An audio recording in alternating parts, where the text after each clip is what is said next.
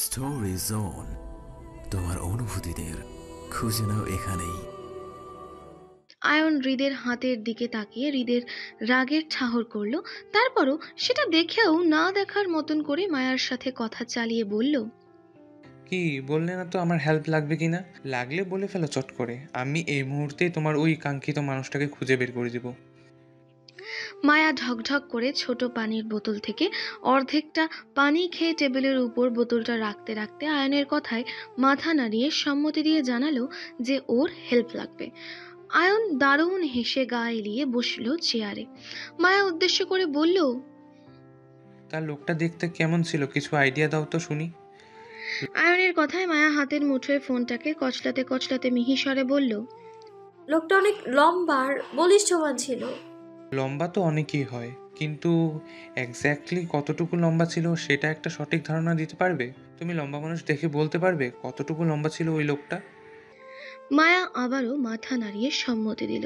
সে মানুষ দেখে বলতে পারবে ওই লোকটা কতটুকু লম্বা ছিল। মায়া জিভ দিয়ে ঠোঁট ভিজিয়ে আয়নকে বলতে চাইল, আপনার মতোই লম্বা ছিল ওই লোকটা। কিন্তু মায়ার কিছু বলার আগেই আয়ন ডান দিকে তাকিয়ে হৃদকে ডাকলো খাক ছেড়ে। আই রিদ, এইদিকে আয় তো ভাই। আয়নের ডাকে মায়া চমকালো, ভরকালো, হকচকিয়ে দ্রুত তাকালো পাশে। দেখলো হৃদ ওর থেকে কয়েক কদম দূরে বাংলোর ঘরের দরজাতে দাঁড়িয়ে চেয়ে আছে মায়ের দিকে। মায়া হৃদের ভয়ে দ্রুত লাফিয়ে উঠতে চাইলে আয়ন বাধা দিয়ে বলল, মায়াকে জায়গা ছেড়ে না উঠতে। মায়া ভয়ে ভয়ে জড়সড় হয়ে বসে রইল, কিন্তু হৃদ তখনও ঠেটামি করে দাঁড়িয়ে। আয়ন বুঝলো হৃদ স্বভাবে তেরামি করে দাঁড়িয়ে আছে, না জায়গা ছেড়ে নড়বে আর না এগিয়ে আসবে আয়নের দিকে। তাই বাধ্য হয়ে আয়ন উঠে গিয়ে হৃদের হাত টেনে মায়ার চেয়ারের পাশে দাঁড় করাতে করাতে বলল, কিরে ভাই, সব জায়গাতেই ঠাট্টামি করিস কেন? একটু আধটু অন্যের কথা শুনলেও তো পারিস। দেখিস না আমরা গুরুত্বপূর্ণ একটা বিষয় আলোচনা করছি। তুই একটু এখানে দাঁড়িয়ে থাক, আমাদের হেল্প লাগবে তোর। হৃদকে মায়ার চেয়ারের পাশে দাঁড় করিয়ে আয়ন আবারও গিয়ে বসলো নিজের জায়গায়। চেয়ার টেনে বসতে বসতে হৃদের উদ্দেশ্যে আয়ন আবারও বলল, শোন রিত, তোরে যে জন্য ডেকেছি, আসলে আমি মায়ার গুন্ডা, প্রতারক, বেঈমান, লুইচ্চা স্বামীর ইন ডিটেলস সম্পর্কে জানতে চাই। সেই জন্য তোর একটু হেল্প লাগবে। তুই এখানে খাম্বার মতন দাঁড়িয়ে থাক। মায়া তোর উদাহরণ দেখিয়ে আমাকে জানাবে মায়ার ভণ্ড, প্রতারক, বেঈমান স্বামীটা দেখতে কেমন ছিল। হৃদ রাগে কটমট করে আয়নের দিকে তাকালো। তার এসব ধরনের মন্তব্য কোনো কালেই পছন্দ না, এতে মেজাজ খারাপ হয়। আর সেজন্য আয়ন ইচ্ছা করেই হৃদকে রাগাবার জন্য বারবার মায়ার স্বামীকে তুলে খোঁচা মেরে ভণ্ড, প্রতারক, বেঈমান বলে গালি দিচ্ছে। আয়ন জানে হৃদ মায়ার বৈবাহিক সম্পর্কে, আর জেনে বুঝে সে মায়াকে হেল্প করার নাম করে হৃদকে এই মুহূর্তে রাগ দিচ্ছে। মায়া হৃদের ভয়ে জড়সড় হয়ে আয়নকে বলল, ওনাকে লাগবে না, আমি এমনি বলতে পারবো। আরে তুমি এমনই বললে তো হবে না। মুখের কথায় আমি ঠিকঠাক কিছু বুঝবো না। তুমি একটা কাজ করো, দ্রুত উঠে হৃদের পাশাপাশি দাঁড়িয়ে বলো তো তোমার নিখোঁজ স্বামী আসলেই কতটুকু লম্বা ছিল। ওদের হৃদ তো অনেক লম্বা, দেখো তো ওর মতনই লম্বা ছিল কিনা একটু দেখতে। যাও যাও, উঠে গিয়ে দাঁড়াও ওর পাশে। মায়া ভয়ে আমতা আমতা করলো যাবে কিনা সেটা নিয়ে। লাস্টবার হৃদ মায়াকে আঘাত করেছিল, যেটা মায়া ভুলেনি। কিন্তু আয়ন তো আর সেসব জানে না। মায়াকে উঠতে না দেখে আয়ন আবারও তাড়া দিল। মায়া হাতের ফোনটা টেবিলে রেখে ভয়ে ভয়ে উঠে দাঁড়ায়। চেয়ার ছেড়ে উঠে দাঁড়াতে মায়া হৃদকে নিজের খুব কাছে অনুভব করলো। মায়ার আর নড়াচড়া করলো না, নত মস্তিষ্কে হৃদের পায়ের দিকে তাকিয়ে হাত কচলালো। মায়াকে নড়তে না দেখে আয়ন অসন্তুষ্ট গলায় আবারও বলল, এইভাবে না মায়া, তুমি হৃদের মুখোমুখি না, বরং পাশাপাশি গিয়ে চেপে দাঁড়াও। দুজনকে একত্রে দাঁড়াতে দেখলে তবেই না আমি বুঝবো কে কতটুকু লম্বা ছিল। আয়নের কথায় অস্বস্তি বোধ করে মায়া ঘুরে হৃদের পাশাপাশি চেপে দাঁড়ালো। মায়ার বাহু হৃদের কনুয়ের সাথে হালকা পাতলা স্পর্শ লাগলো মনে হয়। এর মাঝে আয়ন দুজনকে একত্রে দাঁড়াতে দেখে বেশ সিরিয়াস মুড নেওয়ার মতন করে বলল, এবার ঠিক আছে, এখন তুমি হৃদকে দেখে বলো তো তোমার স্বামী লম্বায় কতটুকু ছিল। মায়া হাঁসফাঁস করে হাত কচলাতে কচলাতে ঘাড় উঁচিয়ে হৃদের দিকে তাকাতে চোখাচোখি হলো হৃদের শান্ত শীতল দৃষ্টির সাথে। মায়ের দিকে কেমন শান্ত মেজাজে তাকিয়ে হৃদ। অদ্ভুতভাবে মায়াও শিহরিত হলো হৃদের শান্ত দৃষ্টির অতলে। মায়া 2-3 সেকেন্ডে বেশি পারল না হৃদের শীতল দৃষ্টির মাঝে চেয়ে থাকতে। জড়তার দৃষ্টি নামিয়ে তাকালো হৃদের বলিষ্ঠ শক্ত কাঁধের দিকে। মায়ার মাথা আপাতত হৃদের কাঁধে একটু নিচে, মানে হৃদের বুক বরাবর মায়ার হাইট। মায়া একটু চমকালো। সেদিন রাতের অচেনা লোকটাও হৃদের মতন ঠিক এতটাই লম্বা ছিল। মায়া হৃদ খানের মতন করে সেদিন রাতে ওই লোকটার বুকে বরাবরই হয়েছিল। মায়া এখনো স্পষ্ট মনে আছে হৃদ খান যে এত লম্বা মায়া আগে কখনো এতটা মনোযোগ দিয়ে লক্ষ্য করেনি, কিন্তু আজ লক্ষ্য করেই যেন বিস্ময় হচ্ছে। বাপ রে, হৃদ খান এত লম্বা! মায়া হৃদের কাঁধ থেকে দৃষ্টি সরিয়ে পাশাপাশি দাঁড়িয়ে হৃদকে দেখিয়ে আয়নকে বলল, ওনার মতো লম্বা ছিল লোকটা। তুমি শিওর তো? হুম। আর আর ওনার মতোই বলিষ্ঠবান ছিল। তুমি বুঝলে কিভাবে? সেদিন রাতে লোকটা বেহুশ অবস্থায় আমার কাঁধে ঢলে পড়েছিল। আমি ওনার ওজন সামলাতে হিমশিম খেয়েছিলাম। লম্বা চওড়া অনেক ছিল, সেই জন্য বলতে পারছি না।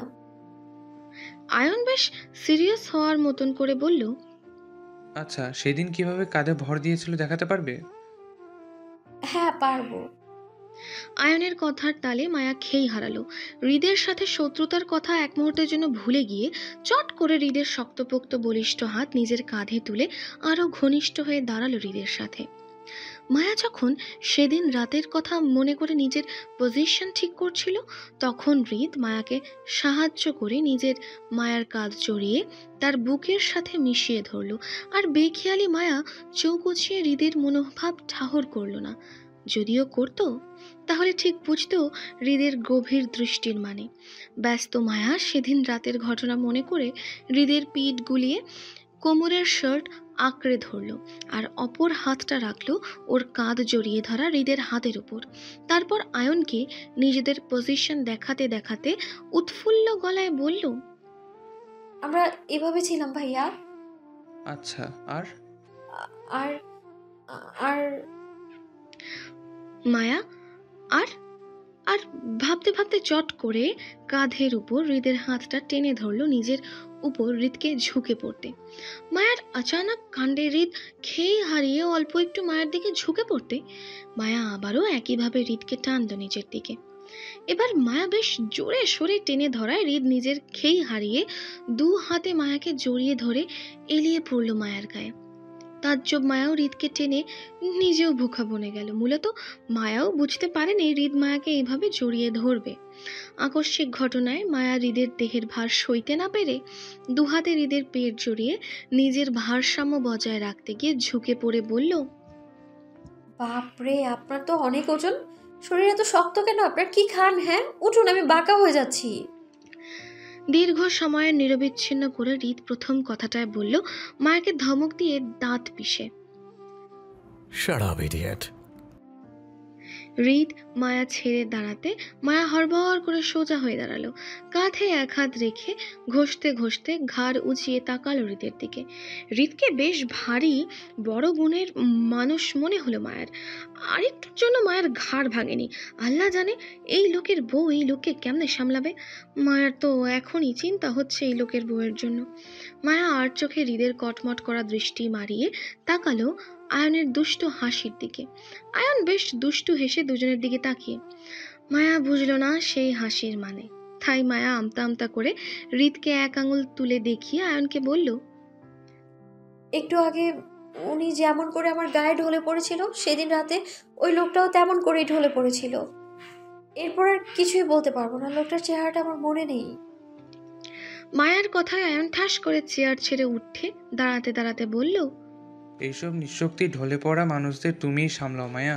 আমি গেলাম, আমার কাজ শেষ। শোনো, ডানে বামে না তাকিয়ে সোজা পেছনে তাকাও, পেয়ে যাবে তোমার ভণ্ড প্রতারক মানুষটাকে। বলে আয়ন শীষ বাজাতে বাজাতে বাংলোর ঘরটা ছাড়লো।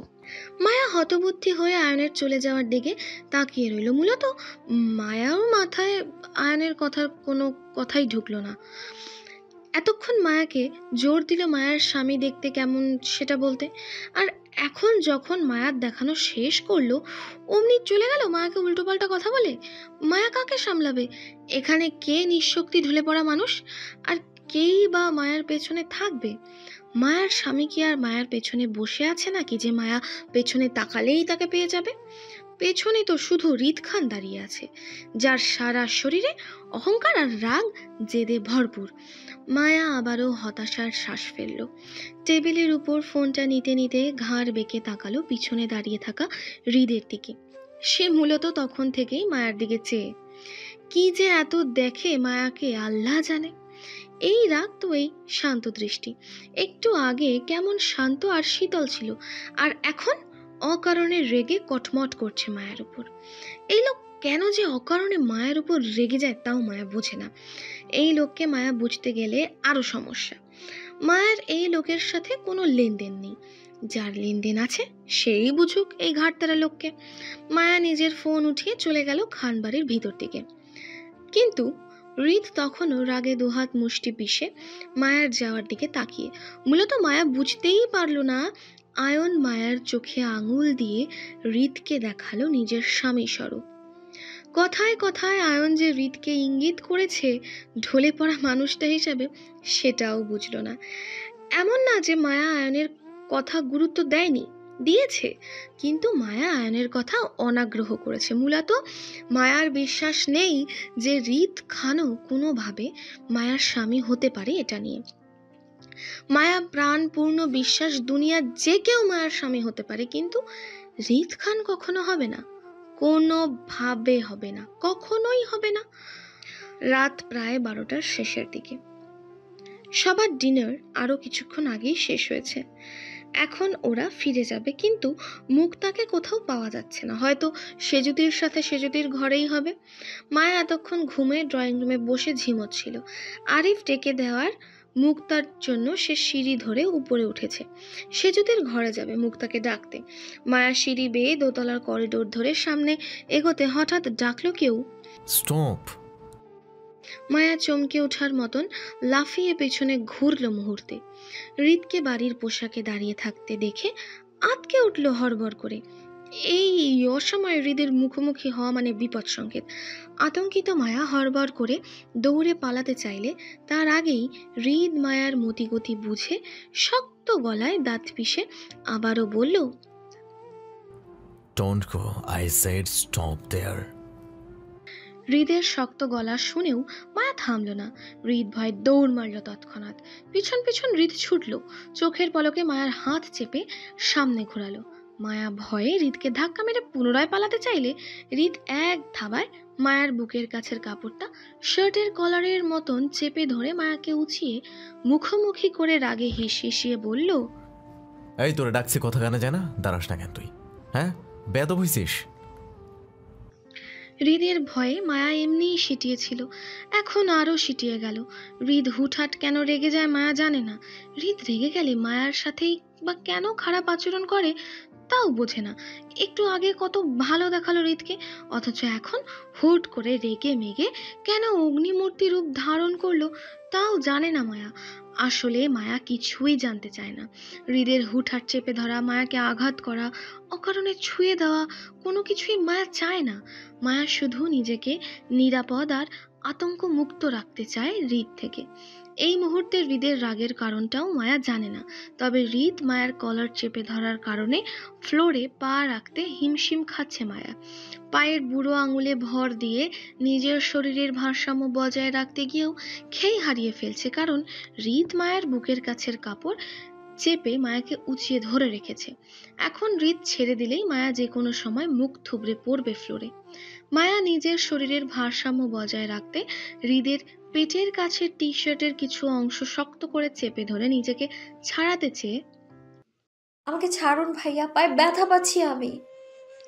মায়ের মুখে ভাইয়া ডাক শুনে হৃদ আরো তেতে উঠল। তার রাগে যেন মায়া ঘি ঢালার মতন কাজ করলো। তাই হৃদ মায়ার কলার চেপে আরো কাছে টানলো।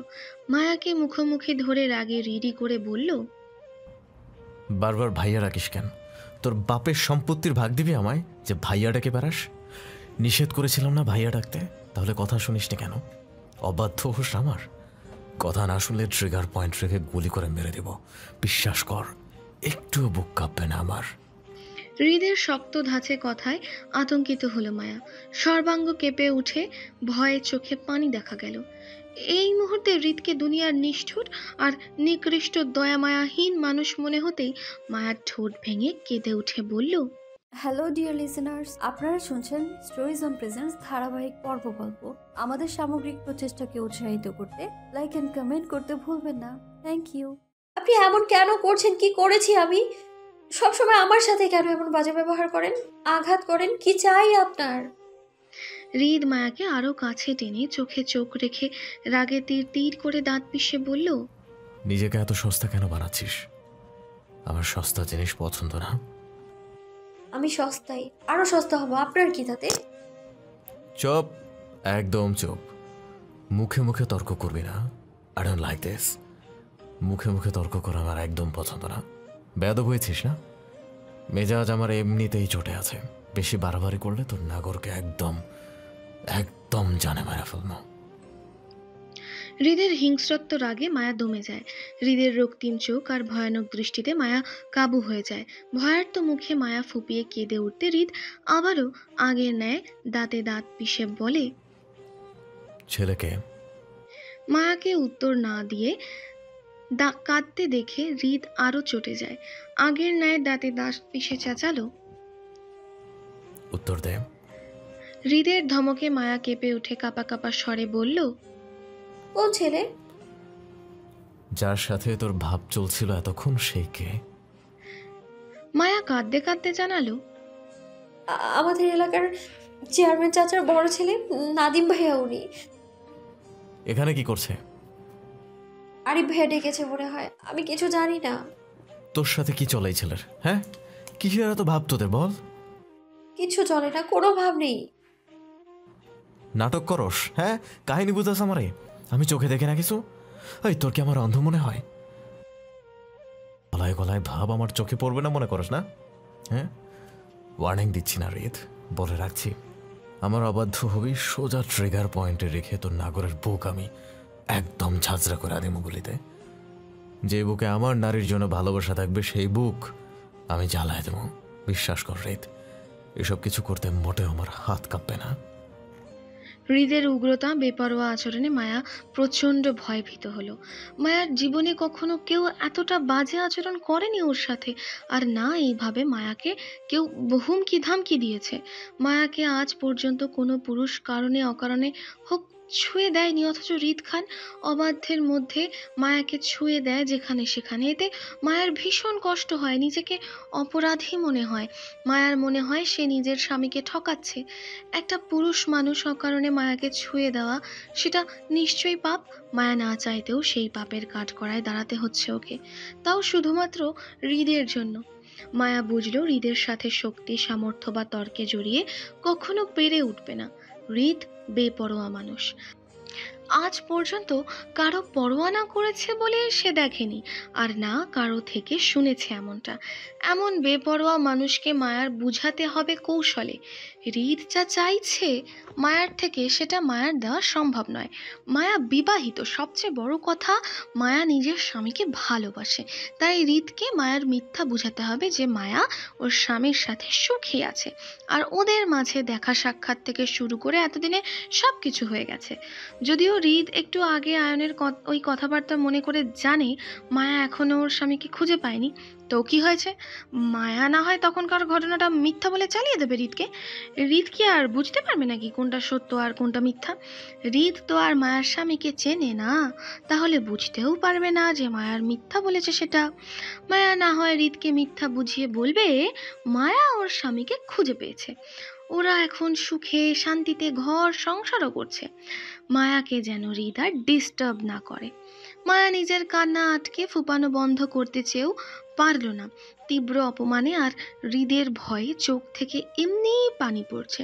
তারপরও মায়া নিজের কান্না আটকাতে চেয়ে ঠোঁট কামড়ালো, কিন্তু সফল হতে না পেরে পুনরায় একইভাবে ফুপিয়ে কেঁদে হৃদের উদ্দেশ্যে বলল, আপনি আমার সাথে এমন করবেন না প্লিজ। আমার ভয় লাগে আপনাকে, সহ্য হয় না আমার আপনাকে। আমার যার সাথে ইচ্ছা তার সাথে মিশবো আমি। আপনার কি তাতে? প্লিজ আপনি আমার থেকে দূরে থাকুন। আপনি জানেন আমি বিবাহিত, তারপরেও কেন বারবার ডিস্টার্ব করেন? আপনি অকারণেই ছুঁয়ে দেন। এসব পছন্দ না আমার। আপনি আমার কাছ থেকে যা চাইছেন তা আমি কখনো দিতে পারবো না। আমি ওই টাইপের মেয়ে নই। আর না আপনার এই বাজে প্রস্তাবে ইন্টারেস্টেড আমি। আমার হাজবেন্ড আছে, আমরা দুজন দুজনকে অনেক ভালোবাসি। আমাদের সম্পর্কটা অনেক গভীর আর ঘনিষ্ঠ, একটা নর্মাল ম্যারিড কাপলদের মতো। আমরা দেখা করেছি, কথা বলেছি, পাশাপাশি আরও অনেক কিছু করেছি। আমার স্বামীর পছন্দ না কেউ ওনার বউয়ের আশেপাশে ঘুরুক। আপনি প্লিজ আমার থেকে দূরে থাকুন। বিস্ফোরণে হৃদের মস্তিষ্ক ধপধপ করে উঠল। জ্বলে ওঠা রাগ দপ করে নিভে গিয়ে মস্তিষ্ক সক্রিয় হয়ে জানান দিল সে কখন ঘনিষ্ঠ হলো বউয়ের সাথে, কখন ভালোবাসার লেনদেন করলো তারা, এত কিছু কবে করলো হৃদ। বিস্ফোরণে মায়ার কলার চেপে ধরা হৃদের হাতটা হালকা ঢিলে হয়ে আসলেও একেবারে ছেড়ে দিল না। বিষণ্ণে হৃদ নিষ্ক্রিয় মস্তিষ্কে চেঁচিয়ে উঠল। কি এত কিছু কবে হলো? মায়া মনে করলো হৃদ মায়ার মিথ্যা কথা বিশ্বাস করেছে। মায়া নিজের স্বামীর সাথে জড়িয়ে পড়েছে এমনটা শুনলে হয়তো হৃদ আর মায়ের পিছনে ছুটবে না, আর না মায়াকে ডিস্টার্ব করতে চাইবে। মায়া নিজের কান্না থামালো, হৃদকে নিজের থেকে দূরে করতে চেয়ে আরও কিছু মিথ্যা কথা গুছিয়ে নিল মনে মনে। নাক টেনে নিজের ফুপানো আটকে বলল, হয়েছে মাসখানেক হবে। উনি নিজ থেকে আমার সাথে যোগাযোগ করেছে, কথা বলেছে, দেখা করেছে। তারপর আরো অনেক কিছুই হয়েছে আমাদের। উনি বলেছে আপু আর ফাহাদ ভাইয়ের বিয়েটা শেষ হলে আমাদের বাসায় বিয়ের প্রস্তাব পাঠাবে আব্বুর কাছে। আসলে উনি চিন্তিত যদি আমাদের দুজনের পরিবার আমাদের সম্পর্কের কথা জানার আগেই আমি প্রেগনেন্ট হয়ে যাই, তাহলে তো বিষয়টা খারাপ দেখা। মায়ার কথার মাঝেই বিস্ফোরণে হৃদ স্তব্ধতায় চেঁচিয়ে বলল, প্রেগনেন্ট? কে প্রেগনেন্ট? আমি। কি? হুম। রাগে দুঃখে হৃদ মায়ার কলার ছেড়ে ধাক্কা মেরে নিজের থেকে সরিয়ে দিতে দিতে মেজাজ দেখিয়ে বলল, ধরলাম না, ছুলাম না, খেলাম না, কিচ্ছু করলাম না, এর মধ্যে বাবা হচ্ছি। সেই বাহ, গ্রেট, সেই সেই সেই গ্রেট। হৃদ রাগে একই শব্দ বারবার উচ্চারণ করছে। মায়া হৃদের আচানক ধাক্কায় তাল সামলাতে না পেরে দেয়ালের সঙ্গে গিয়ে পিঠ ঠেকল। অল্প ব্যথাও পেয়েছে পিঠে, তবে সেটা সহনীয়। মায়া দেয়াল ধরে দাঁড়াতে দাঁড়াতে হৃদের কথাগুলো কানে আসলো। মায়া হৃদকে শুধিয়ে বলল, আপনি না আমার স্বামী বাবা হবে। হৃদ রাগে দুঃখে বলে, একটা বাড়ি দাও আমার মাথায়, স্মৃতিভ্রষ্ট হচ্ছে। মায়া দেওয়ালে ঘেঁষে দাঁড়িয়ে মিনমিন করে বলল, আমি পারবো না। ছে, শালার জিন্দেগি, কিছু করার আগেই বদনাম হয়ে গেলাম। মায়া গোল গোল চোখে হৃদের দিকে তাকিয়ে রইল। হৃদ যে রাগে তোরে এসেছিল ঠিক সেই ধাঁচে হনহনিয়ে আবারও চলেও গেল। মায়া হৃদের যাওয়ার দিকে তাকিয়ে রইল শুধু। হৃদ যখন বিকট শব্দ তুলে দরজাটা ঠাস করে লাগালো, তখন মায়ার সাথে সাথে দেওয়ালগুলো যেন কেঁপে উঠেছে সেই তোপে। মায়া হৃদের হাত থেকে প্রাণে বাঁচতে পেরে বুকের উপর একটা হাত রেখে প্রশান্তির নিঃশ্বাস ফেলল। যাক, ও অবশেষে ও হৃদকে মিথ্যা বুঝাতে পেরে তাহলে এবার মায়ার পেছনে না আসলেই হয়। একটা সুন্দর সকালের সূচনা। সকাল 6টা কি 6:30টার ঘরে। ভোরের মিষ্টি রোদের সঙ্গে ফুরফুরে বাতাস এসে বইয়ে যাচ্ছে দক্ষিণা জানালা দিয়ে। কে যেন দক্ষিণা জানালাটা খুলে পর্দা সরিয়ে দিয়ে গেল, নাকি গভীর রাতের ফোন আলাপের শেষে জুই জানালাটা বন্ধ করতে ভুলে গেছে, জানে না মায়া। জানালা দিয়ে ভেসে আসা সকালের মিষ্টি রোদ যেমন মায়ার আরামের ঘুমে ব্যাঘাত ঘটাচ্ছে, ঠিক তেমনি দক্ষিণা হাওয়ায় ফুরফুরে বাতাসে শরীরে আরাম তুলছে। মায়া সকালের আরামদায়ক ঘুমের রেশ কাটাতে না পেরে চিত হওয়া থেকে মুহূর্তে উপুর হয়ে শুলো, বালিশে মুখ গুজে। এবার রোদের আলো মায়াকে বিরক্তি করতে পারবে না ভেবেও মায়ার আরামের ঘুমটা শান্তিমতো দিতে পারছে না সে। বাড়ির ভিতরের থেকে ভেসে আসা তীব্র হইচই আর কলরবে আওয়াজ। বাড়ির প্রতিটা মানুষ আজ কেমন লাউড স্পিকার হয়ে কথা বলছে মায়ার মনে হলো। থেকে থেকে রান্নাঘর থেকে জুইয়ের মা সাবিনা বেগমের চেঁচামেচি ডাক শুনতে পারছে মায়া। তিনি জুই আর মায়াকে ডাকছেন চেঁচিয়ে, হয়তো কোনো কাজে। কিন্তু এত সকাল সকাল কেন? বাড়িতে এত মানুষ থাকতে হঠাৎ মায়া আর জুইকে কী কাজে পড়লো চাচির? জানে না মায়া। সাবিনা বেগমের চেঁচামেচি ডাকাডাকি শব্দ মায়ার কান অবধি পৌঁছালেও জুই বিন্দাস ঘুমাচ্ছে তখনও। ওর কোনো সারা শব্দ বা নড়াচড়া নেই। হয়তো সারা রাত ফোন আলাপ শেষে সকালে মটকা মেরে ঘুমাচ্ছে জুই। মায়া জানে না জুই কার সাথে বিগত 3 মাস ধরে এত কথা বলে, কার সাথে প্রেম করে বেড়ায় লোকটাকে। তবে মায়ার জানা মতে যতটুকু বুঝতে পেরেছে, জুই হয়তো খান বাড়ির কারোর সাথে প্রেম জমিয়েছে। খুব সম্ভবত রিদ খানের ছোট ভাই রাদিফের সঙ্গে জুইয়ের প্রেম। ফোন নাম্বার অন্তত রাদিফ লাভ নামে সেভ করা। মায়া সেই থেকেই একটু বুঝেছে। বাহির থেকে ভেসে আসা তীব্র ভস ভস আওয়াজে মায়ার নাক মুখ কুঁচকে বালিশের ভিতরে আরও মুখটা চেপে রাখল। আরামের ঘুমটা হারাম হয়ে যাওয়ায় বিরক্ত হতে গিয়েও হলো না কিছু একটা ভেবে, বরং চট করে মায়ার মাথায় আসলো আজ ওর বড় বোন মুক্তার গায়ে হলুদ, সেজন্য বাসায় মেহমান থেকে শুরু করে ডেকোরেশনে মানুষে ভরপুর। এজন্য সকাল হতে এত হই হুল্লোড় চেঁচামেচি শব্দ ভেসে আসছে। মায়া ঘুমের রেশ কাটাতে চেয়ে বালিশ থেকে মুখ তুলে ঘুমন্ত চোখে তাকালো ঘরের দক্ষিণা জানালাটার দিকে। কি সুন্দর মিষ্টি রোদ আর হাওয়া বইছে বাহিরে। মায়া চোখ আওড়িয়ে জানালার পাশে দাঁড়িয়ে থাকা বড় আম গাছটার দিকে তাকালো। বাতাসের তোপে ফুরফুর করে নড়ছে গাছের পাতা, সেই সাথে ছোট ছোট আম ফলের ঝুল। মায়া আস্তে করে মাথাটা বালিশের উপর রেখে অলস ভঙ্গিতে বেশ কিছুক্ষণ সময় নিয়ে তাকিয়ে রইল আম গাছের পাতায় বইতে থাকা সেই বাতাসের দিকে। আজকের দিনটা খুব সুন্দর লাগছে মায়ার কাছে। মনের মধ্যে অজানা এক খুশির ঝলক বয়ে যাচ্ছে ক্ষণে ক্ষণে। মায়ার মনে হচ্ছে আজ মায়ার সাথে স্পেশাল কিছু ঘটবে, যা এর আগে কখনো ঘটেনি। হয়তো আজকের দিনটা মায়ার জন্য শুভ, কিংবা অশুভে পরিণত হবে। হয় আজকে মায়ার জীবনে বেস্ট কিছু ঘটবে, নয়তো একেবারে অনেক খারাপ কিছু ঘটবে। যাই ঘটুক না কেন, মায়ার মনে হচ্ছে আজকের দিনটি মায়ার জীবনে বাকি দিনগুলোর মতন হবে না, একদম ভিন্ন আর স্পেশাল কিছু হবে। আল্লাহ জানে এবার কি হয়। মায়া মনে মনে দোয়া করলো যাতে খারাপ কিছু না ঘটে মায়ার সাথে। আজকে মায়ার বোনের গায়ে হলুদের অনুষ্ঠান, আর আজ যদি মায়ার জন্য খারাপ কিছু হয় তাহলে বোনের স্পেশাল দিনটা নষ্ট হয়ে যাবে। মায়া চায় না ওর জন্য মুক্তার স্পেশাল দিনটা নষ্ট হোক, তাই মায়ার নিজের জন্য ভালো কিছু হওয়ার দোয়া করলো মনে মনে। তারপর অলস ভঙ্গিতে ঘাড় ঘুরে তাকালো পাশের বালিশে শয্যায়িত ঘুমন্ত জুয়ের দিকে। সে মায়ের দিকে মুখ ফিরে ঘুমিয়ে আছে।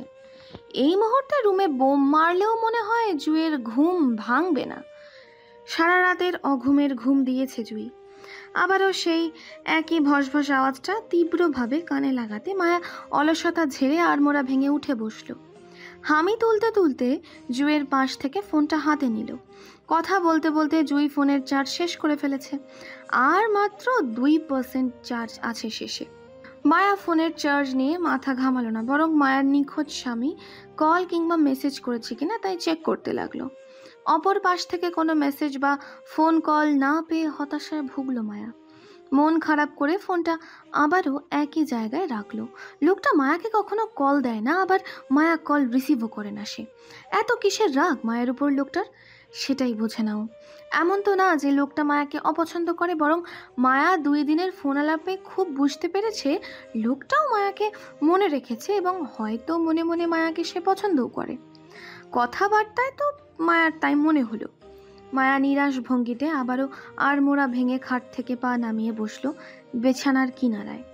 হামি দিতে দিতে হাঁটু সমান এলোমেলো চুলগুলো দুহাতে পেঁচাতে পেঁচাতে খোপা করলো। বিছানার পাশ থেকে গায়ের সুতির ওড়নাটা কাঁধে দুপাশে ঝুলিয়ে ঘরের স্যান্ডেলগুলো পায়ে পড়ল। তারপর ওয়াশরুমের কাজ সেরে হাতের ব্রাশটায় টুথপেস্ট লাগিয়ে অলস ভঙ্গিতে ঘর ছেড়ে বসার ঘরে ঢুকতে ঢুকতে চোখে পড়ল এলাহি কাণ্ড। মায়ার 2 ফুপি থেকে শুরু করে তাদের বড় বড় ছেলেরাও মায়ার বাবা চাচার সাথে হাতে হাতে কাজ করছে। আরিফের সঙ্গে মামার ফুপাতো ভাই রাকিব, সাকিব, তামিম, পলাশ সবাই ডেকোরেশন মালামালের কাজ দেখাচ্ছে দাঁড়িয়ে থেকে লোকদের। শফিকুল ইসলাম বাজারের লিস্ট বানাচ্ছে ছোট ভাই জামাল সাহেবকে নিয়ে। ঘরে বাইরে সারা বাড়িতে ডেকোরেশনের কাজ করা হচ্ছে। মায়া উকি মেরে রান্নাঘরের দিকে তাকালো, দেখলো রান্নাঘরে মা চাচির সাথে দুই ফুপিও হাতে হাতে কাজ করছে। হ্যালো ডিয়ার লিসেনার্স, আপনারা শুনছেন স্টোরিজ অন প্রেজেন্স ধারাবাহিক পর্ব গল্প। আমাদের সামগ্রিক প্রচেষ্টাকে উৎসাহিত করতে লাইক অ্যান্ড কমেন্ট করতে ভুলবেন না। Thank you.